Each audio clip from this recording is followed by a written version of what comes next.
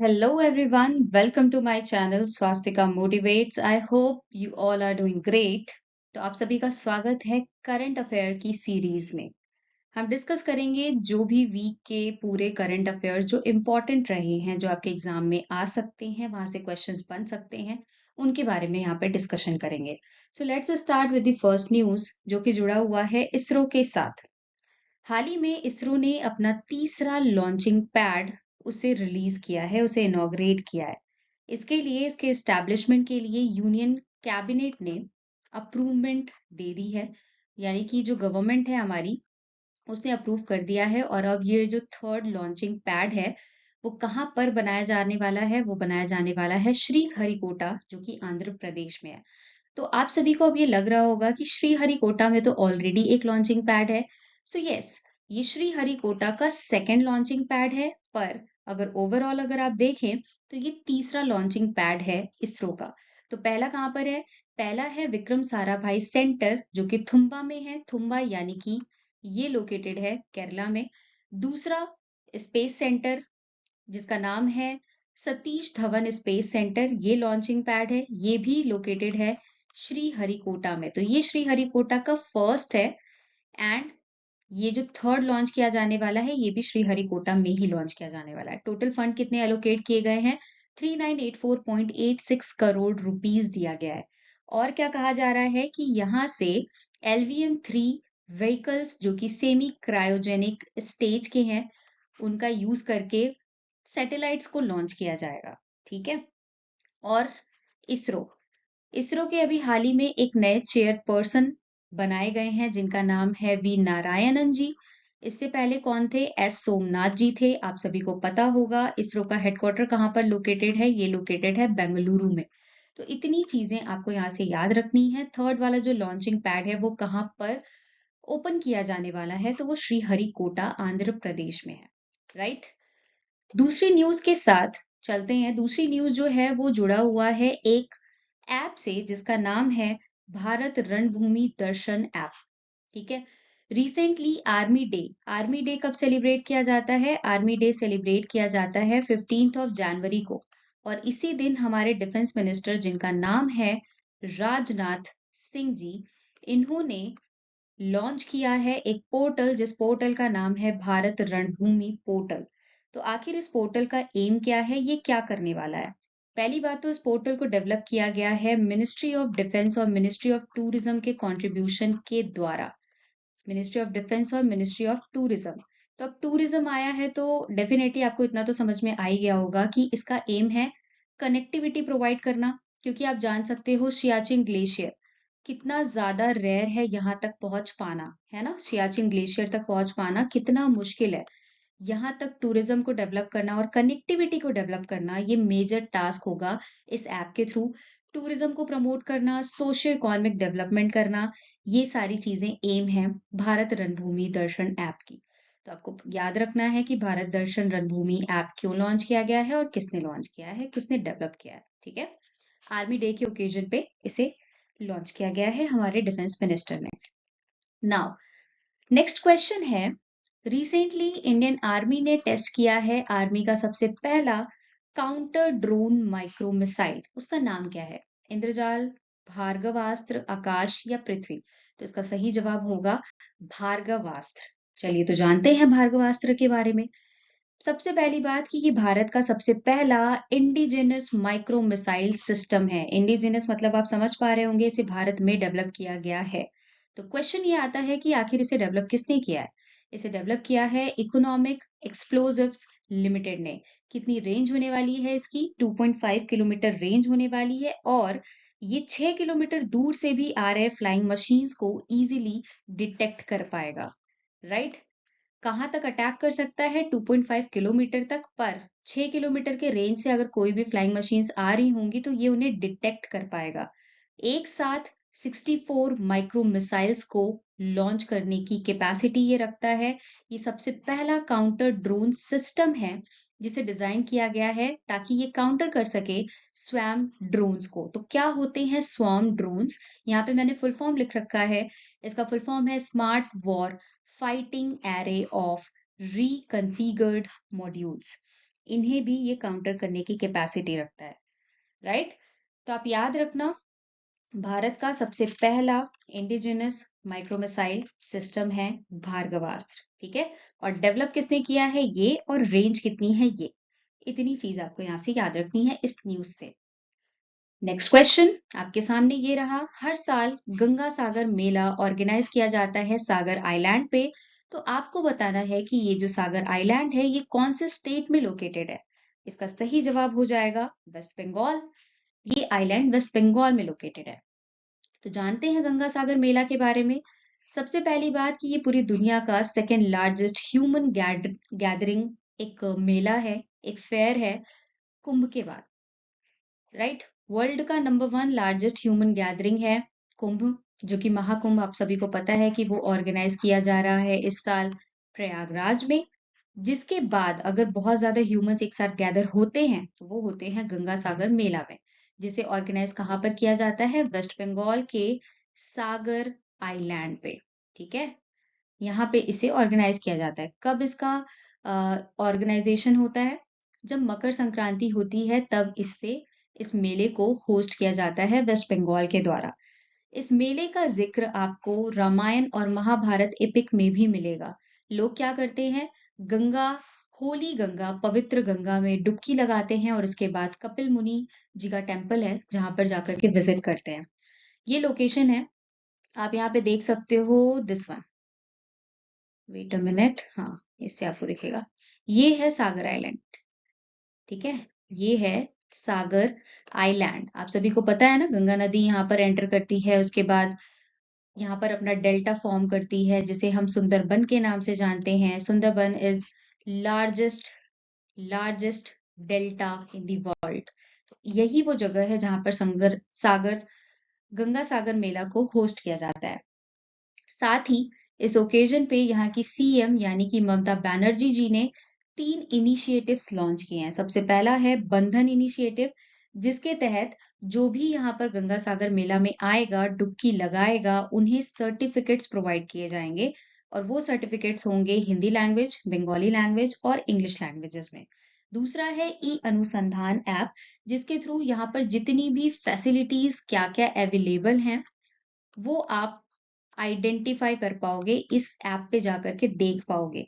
तीसरा है ई परिचय ऐप, क्यूआर स्कैन करके आप आइडेंटिटी चेक कर सकते हो, राइट? यहाँ पे फैसिलिटी दी गई है कि आप इजीली आए, क्यूआर स्कैन करें और आइडेंटिटी आप यहाँ पे चेक कर सकते हो। तो ये 3 इनिशिएटिव यहाँ की सीएम ममता बनर्जी जी ने लिया है, ठीक है, ताकि और अच्छा इसे किया जा सके।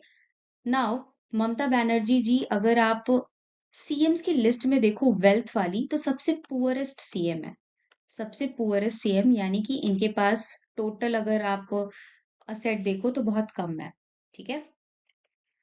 नाउ नेक्स्ट सवाल क्या कहता है ये, कंट्री का सबसे पहला प्राइवेट सैटेलाइट कॉन्स्टिलेशन लॉन्च किया गया है, फायरफ्लाई जिसका नाम है। तो इसे किस स्टार्टअप के साथ लॉन्च किया गया है, जिसने स्पेस एक्स के साथ मिलकर के इसे लॉन्च किया है? तो उस स्पेस स्टार्टअप का नाम क्या है? आपके सामने ये ऑप्शंस रहे, सही जवाब हो जाएगा पिक्सल। तो जानते हैं इस न्यूज़ के बारे में। सबसे पहली बात कि ये स्पेस टेक्नोलॉजी का एक स्टार्टअप है जिसका नाम है पिक्सल और इसका हेडक्वार्टर लोकेटेड है बेंगलुरु में। इसने लॉन्च किया है स्पेस एक्स के साथ मिलकर के भारत का सबसे पहला प्राइवेट सैटेलाइट कॉन्स्टिलेशन। कॉन्स्टिलेशन आप समझ सकते हो, कॉन्स्टिलेशन का मतलब होता है ग्रुप ऑफ सैटेलाइट्स को लॉन्च किया गया है, राइट? इसका क्या नाम है? Fire fly. और एक और है जिसका नाम है दिगंतारा, ठीक है? इन सैटेलाइट्स को इसके थ्रू लॉन्च किया गया है। इन सैटेलाइट के और क्या फीचर होंगे? इनमें हाइपर स्पेक्ट्रल इमेजिंग सैटेलाइट्स ये हैं, यानी कि काफी क्लियर इमेजेस ये क्लिक करेंगे from the space. Space x के साथ मिलकर के इसे लॉन्च किया गया है, 14 जनवरी को इसे लॉन्च किया गया है। कहाँ से लॉन्च किया गया है? कैलिफोर्निया, कैलिफोर्निया यूएसए से। साथ ही कौन से रॉकेट का इस्तेमाल किया गया है? तो रॉकेट का नाम है फाल्कन 9। स्पेस एक्स का ये रॉकेट है जिसका यूज करके इस प्राइवेट सैटेलाइट, जो कि भारत का सबसे पहला है, उस कॉन्स्टिलेशन को लॉन्च किया गया है। आपको क्या याद रखना है इस स्टार्टअप के बारे में कि ये स्टार्टअप कहाँ की है? अपने भारत की है, इसका हेडक्वार्टर भी भारत में ही लोकेटेड है, बेंगलुरु में। ओके, चलते हैं दूसरी न्यूज़ के साथ जो कि जुड़ी हुई है एक एक्सरसाइज से। उस एक्सरसाइज का नाम है डेविल स्ट्राइक। इस एक्सरसाइज को होस्ट किया गया था from 16th of January to 19th of January. कहाँ पर इसे होस्ट किया गया? नॉर्थ इंडिया वाले रीजन में होस्ट किया गया, पंजाब, राजस्थान और गुजरात वाले एरिया में। एम क्या है इस एक्सरसाइज का? ताकि हम अपनी डिफेंस सिस्टम को और बेटर कर सके, यानी कि अपनी आर्मी, एयरफोर्स और नेवी को स्ट्रेंथन कर सकें। तो आप ये याद रखना कि डेविल स्ट्राइक नाम की एक्सरसाइज कहाँ पर होस्ट की गई और ये किसकी एक्सरसाइज है। इसमें तीनों सेनाएं हमारी शामिल हैं, आर्मी, एयरफोर्स और navy. Let's know about some more exercises जो कि भारत दूसरे देशों के साथ करता है। पहला है एक्सरसाइज मालाबार। ये मैरीटाइम एक्सरसाइज है, यानी कि नेवी की एक्सरसाइज है। कौन कौन से देश इसमें शामिल हैं? ऑस्ट्रेलिया, जापान, अपना भारत और यूएस। मित्र शक्ति एक्सरसाइज भारत करता है श्रीलंका के साथ। तरंग शक्ति नाम की एक्सरसाइज भारत ने परफॉर्म करी with France, Germany, Spain and United kingdom. Khan quest नाम की एक्सरसाइज भारत ने परफॉर्म की मंगोलिया के साथ। एक्सरसाइज शक्ति जो कि इंडिया और फ्रांस परफॉर्म करता है और ये आर्मी की एक्सरसाइज है, राइट। एक्सरसाइज वरुणा परफॉर्म की गई, भारत ने किया फ्रांस के साथ और ये नेवी की एक्सरसाइज है। तो ये कुछ एक्सरसाइजेस थी जो मैंने आपको यहाँ से रिकॉल करा दी। Now let's move with next news जो कि जुड़ा हुआ है जीआई टैग के साथ। हाल ही में क्या हुआ है, 19th ऑफ जनवरी को मोदी जी की मन की बात चल रही थी और मोदी जी के मन की बात की 118th एपिसोड को टेलीकास्ट किया जा रहा था, जिस बात में प्रधानमंत्री जी ने डिस्कस किया कि हमें अंडमान निकोबार के विमेन को और ज्यादा एम्पावर करना है, राइट। किस तरीके से एम्पावर किया जाएगा? क्योंकि वहां की मेजॉरिटी ऑफ विमेन्स इन्वॉल्व हैं प्रोडक्शन में। किस चीज के प्रोडक्शन में? वर्जिन कोकोनट ऑयल के प्रोडक्शन में। आप यहाँ पे इमेज में देख पा रहे होगे, हेयर ये है वर्जिन कोकोनट ऑयल, जिसके प्रोडक्शन में वहां की फीमेल्स मेजरली इन्वॉल्व हैं। तो डेफिनेटली इसे और एम्पावर करने के लिए, वहां की महिलाओं को और ज्यादा सशक्त करने के लिए इसे जीआई टैग दे दिया गया है। अब जीआई टैग दे दिया गया है तो इसका ग्लोबल लेवल पे काफी ज्यादा प्रमोशन किया जाएगा। प्रमोशन किया जाएगा तो ये बहुत ज्यादा सेल आउट होगा। सेल आउट होगा तो वहां की विमेन्स और ज्यादा एम्पावर होंगी, राइट। इतनी चीज आपको यहाँ से याद रखनी है कि वर्जिन कोकोनट ऑयल जिसे अभी हाल ही में जीआई टैग दिया गया है, ये कौन से स्टेट या यूटी से जुड़ाव रखता है? तो आंसर आपका बनेगा Andaman Nicobar. Now coconut day कब सेलिब्रेट करते हैं? कोकोनट डे सेलिब्रेट किया जाता है 2 सितंबर को। सबसे ज्यादा कोकोनट का प्रोडक्शन अपने भारत में कौन सा स्टेट करता है? तो वो स्टेट है केरला। याद रहेंगी इतनी चीजें। जीआई टैग का मतलब होता है ज्योग्राफिकल इंडिकेशन। उन चीजों को ये दिया जाता है दिया जाता है जो कि काफी यूनिक आइडेंटिटी रखती हैं और अपने किसी लोकल जगह से ही केवल वो बिलोंग करता है। मतलब आपको ये हर जगह नहीं मिलेगा, ये स्पेशली अंडमान में ही मिलेगा, राइट। तो ये आपको याद रखना है। Let's move with the another news जो कि एक फेस्टिवल के साथ जुड़ा है। उस फेस्टिवल का नाम क्या है? उस फेस्टिवल का नाम है द पैंगसो पास इंटरनेशनल फेस्टिवल 2025। इसे क्यों सेलिब्रेट किया गया और कहाँ सेलिब्रेट किया गया? सबसे पहली बात, इसे सेलिब्रेट किया गया नामपोंग नाम की जगह पे जो कि अरुणाचल प्रदेश में लोकेटेड है। इसलिए सेलिब्रेट किया गया ताकि वहाँ के कल्चर, हेरिटेज और इसके हिस्टोरिकल सिग्निफिकेंस को हम दिखा सकें, जो कि वर्ल्ड वॉर 2 के टाइम का है।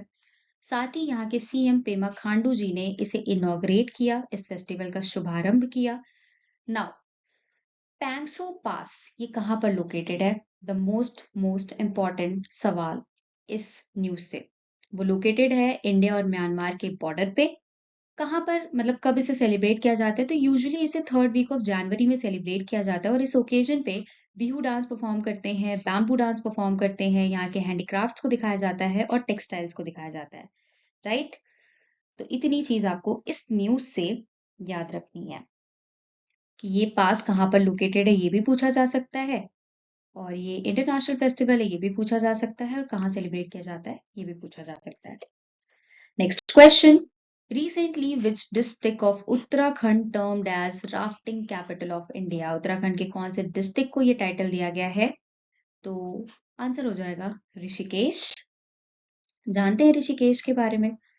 ना उत्तराखंड। उत्तराखंड में टोटल 13 डिस्ट्रिक्ट हैं, जिसका जिसमें देहरादून एक डिस्ट्रिक्ट है, जिसका एक सिटी है ऋषिकेश। इसे एक टाइटल दे दिया गया है राफ्टिंग कैपिटल ऑफ इंडिया का। ऑलरेडी इसके पास एक टाइटल था, ये वर्ल्ड कैपिटल ऑफ योगा के नाम से पहले से ही जाना जाता है, राइट? उत्तराखंड वो स्टेट है जिसे यूपी से अलग करके क्रिएट किया गया था। पहले इसे उत्तरांचल के नाम से जानते थे, अब इसे उत्तराखंड के नाम से जानते हैं। एट प्रेजेंट यहाँ के सीएम की अगर बात की जाए तो उन सीएम का नाम है पुष्कर सिंह धामी जी। उत्तराखंड को और किस नाम से हम जानते हैं? जानते हैं देवभूमि के नाम से। आप सभी को पता होगा छोटी चार धाम यात्रा, गंगोत्री, यमुनोत्री, केदारनाथ और बद्रीनाथ, ये होली प्लेसेस यहीं पर लोकेटेड है। तो आप ये याद रखना कि राफ्टिंग कैपिटल ऑफ इंडिया का टाइटल किसे दिया गया है? तो वो दिया गया है ऋषिकेश को, राइट? किसी ने राफ्टिंग की है, कभी एक्सपीरियंस किया है तो कमेंट सेक्शन में जरूर बताना कि कैसा लगता है। मैंने नहीं किया है क्योंकि। नेक्स्ट क्वेश्चन, कौन एज अ चीफ गेस्ट आने वाले हैं रिपब्लिक डे के सेलिब्रेशन में, जो कि सेलिब्रेट किया जाने वाला है 2025 में? तो इसका आंसर हो जाएगा डोनाल्ड ट्रंप। तो नहीं आएंगे, अभी तो ये प्रेसिडेंट बने हैं यूएस के, तो ये तो नहीं आएंगे। शिगेरू इशिबा ये जापान के प्रेसिडेंट हैं। जोको विडोडो ये इंडोनेशिया के प्रेसिडेंट थे, अभी तो नहीं है। इसका सही जवाब हो जाएगा प्रबोवो सुबियांतो, जो कि प्रेजेंटली इंडोनेशिया के प्रेसिडेंट हैं और यही आने वाले हैं एज अ चीफ गेस्ट अपने भारत में। हाँ जी, तो रिपब्लिक डे पे 2025 में जो कि सेलिब्रेट किया जाने वाला है, एज अ चीफ गेस्ट कौन आएंगे? वो है इंडोनेशिया के प्रेसिडेंट जिनका नाम है प्रबोवो सुबियांतो, और ये दिल्ली पहुंच चुके हैं, जो कि शामिल होंगे 26 ऑफ जनवरी के सेलिब्रेशन में। तो 26 जनवरी 1950 को हमने क्या किया था? कॉन्स्टिट्यूशन को इम्प्लीमेंट किया था और इसी दिन को हम सेलिब्रेट करते हैं एज रिपब्लिक डे के फॉर्म में। इस बार हम सेलिब्रेट कर रहे हैं 76th ईयर रिपब्लिक डे का। थीम रखी गई है विकसित भारत और गेस्ट हैं प्रबोवो सुबियांतो जी। इसका सेलिब्रेशन कर्तव्य पथ पर किया जाएगा। टेबुले किसके द्वारा डिसाइड किया जाता है? तो वो डिसाइड करता है हमारा मिनिस्ट्री ऑफ डिफेंस। सबसे पहली बार एज अ गेस्ट रहे थे Sukarno, and he was also president of Indonesia. 2011 में भी इंडोनेशिया के प्रेसिडेंट जिसने पार्टिसिपेट किया था एज अ गेस्ट, इन्हें भी इनवाइट किया गया था, उनका नाम था सुशीलो। एंड 2018 में भी जोको विडोडो, जो कि प्रबोवो सुबियांतो से पहले प्रेसिडेंट रहे थे इंडोनेशिया के, इन्हें इनवाइट किया गया था एज अ चीफ गेस्ट।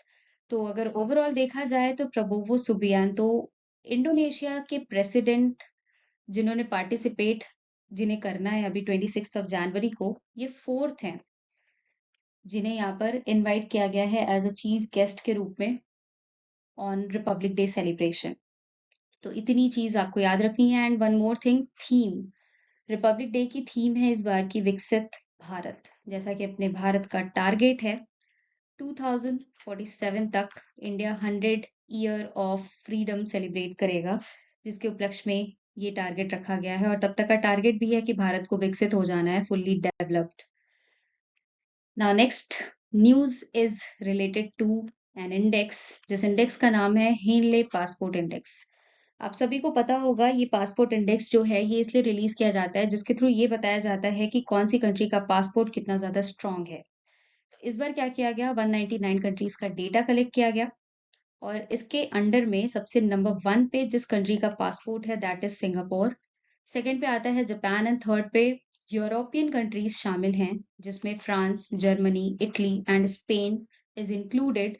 और अपना प्यारा भारत आता है 85th पे 2025 के डेटा के हिसाब से। पर अगर 2024 की बात की जाए तो 80th पोजीशन थी भारत की। तो भारत जो है वो 5 पोजीशन और पीछे खिसक चुका है। बॉटम की बात करें तो बॉटम पे है अफगानिस्तान, 106 नंबर इसका रैंकिंग है। पाकिस्तान की रैंकिंग है 103। एंड भारत का पासपोर्ट यूज करके हम कितनी कंट्रीज में वीजा फ्री ट्रैवल कर सकते हैं? तो वो टोटल कंट्रीज हैं 57, राइट? नाउ यहाँ पे लिस्ट है। इस लिस्ट में आपको टॉप 10 मोस्ट पावरफुल पासपोर्ट्स मिलेंगे। सिंगापुर, सिंगापुर का पासपोर्ट यूज करके 195 कंट्रीज में वीजा फ्री एंट्री की जा सकती है। सेकंड पे जापान, थर्ड पे फिनलैंड एंड थर्ड पे बहुत सारी कंट्रीज एक साथ हैं जिसमें यूरोपियन कंट्रीज भी शामिल है। So here is the data of most 10 powerful passports in the world. So that's it from this current affair. I hope आप सभी को पसंद आया होगा। सो अगर पसंद आए तो इसे लाइक, शेयर और सब्सक्राइब ज़रूर करें and thank you for watching.